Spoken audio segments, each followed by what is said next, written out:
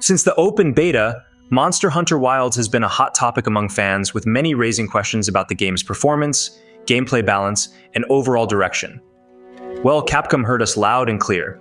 In a recent community update, the director of Monster Hunter Wilds joined the team to share big updates and confirm the changes they've been working on, most of them based on your feedback.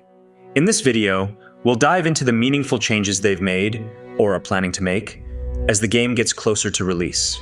One of the biggest concerns during the beta was performance, and the developers have made significant strides to address these issues across all platforms. On PlayStation 5, Performance Mode now achieves nearly 60 FPS, with improvements in visual quality, including a reduction in jagged edges on fine details like hair and feathers. Graphics have also been optimized for both resolution and frame rate modes, and they aim to deliver a consistent 60 FPS in Performance Mode and 30 FPS in 4K resolution in High Graphics Mode for the final release. For Xbox Series X and S, the team is targeting similar improvements to what has been achieved on PlayStation 5. However, specific details about the current progress for Xbox optimizations were not provided during the update. On PC, Takuda mentioned that the team continues to optimize the game for a wider range of hardware, and is even considering lowering the minimum system requirements to make the game more accessible. Additionally, Capcom is exploring the release of a benchmark tool to help players test how well their systems can handle the game before its release. Many players felt that some weapons in the beta lacked their signature flair and fluidity. The team heard this feedback and made several adjustments to improve the responsiveness and overall experience of using each weapon.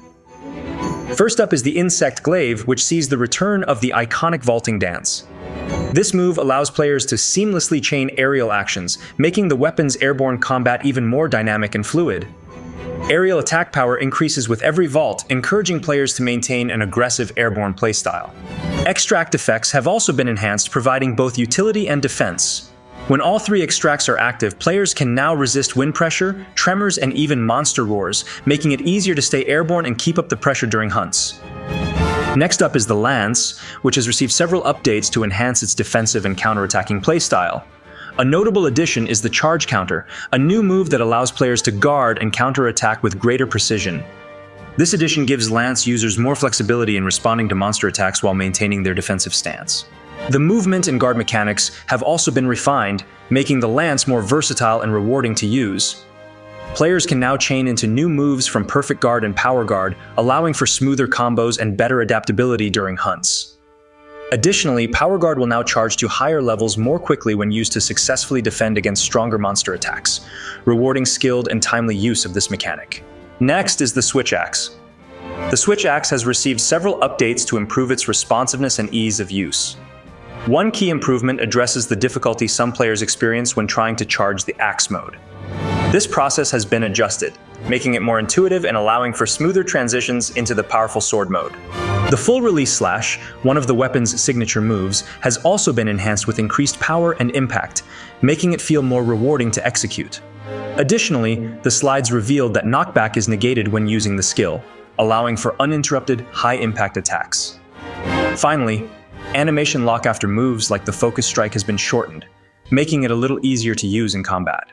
The Sword and Shield has also seen several updates to improve its fluidity and versatility. A notable change is the return of Rising Slash while using Guard, addressing feedback from players who missed this functionality. This adjustment restores a core aspect of the weapon's defensive playstyle, allowing players to seamlessly guard and counterattack. Also, parameters for key attacks, such as normal attacks and perfect rush, have been improved to enhance their power and responsiveness.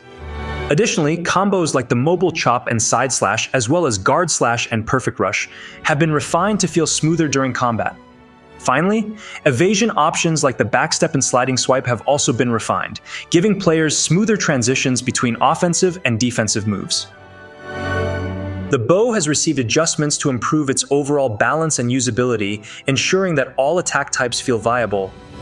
Normal attacks and arc shots have received increased power and responsiveness, while the power of tracer shots has been toned down to create a more balanced playstyle.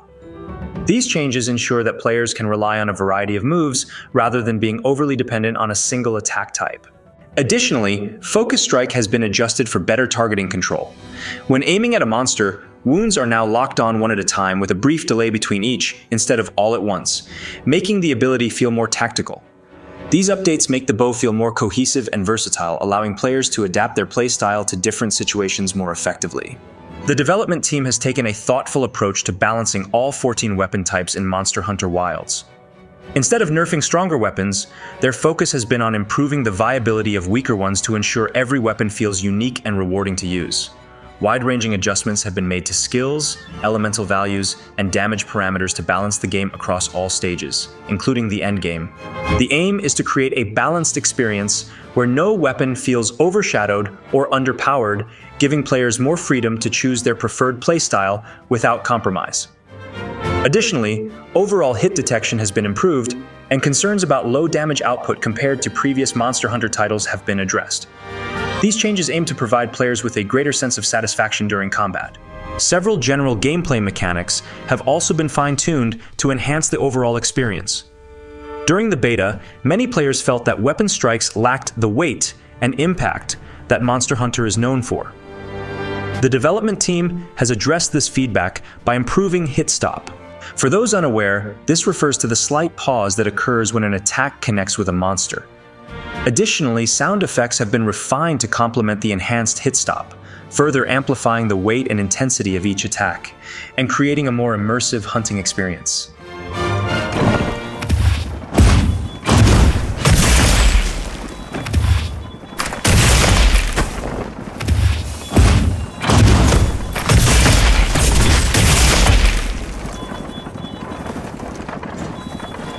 Together, these changes ensure weapon hits deliver the sense of satisfaction players expect from every encounter. The development team has also made changes to reduce the disruptive impact of friendly fire during multiplayer hunts.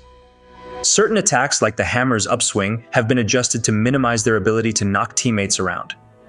Additionally, the shockproof jewel, which nullifies friendly fire reactions, will be included in the final game. This feature gives players more control over their multiplayer experience, ensuring smoother coordination during hunts. The team acknowledged that many players enjoy the chaotic nature of friendly fire. However, these adjustments aim to strike a balance, preserving the fun while minimizing frustration, especially in groups with varying experience levels. During the beta, players also noted that monsters frequently moved between areas, interrupting the flow of hunts.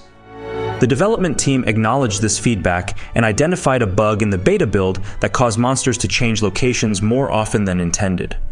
In the final version, this behavior has been adjusted to better align with previous MH titles, like Monster Hunter World. While monsters will still move between areas to maintain the feeling of a chase, the frequency of these movements will be reduced, ensuring smoother and more engaging encounters. These changes aim to balance immersion and gameplay flow, keeping hunts exciting without unnecessary interruptions. The development team has also made several updates to improve the multiplayer experience and streamline quality of life features. To make playing with friends easier, the final game will introduce private lobbies, where only players with the lobby ID can join.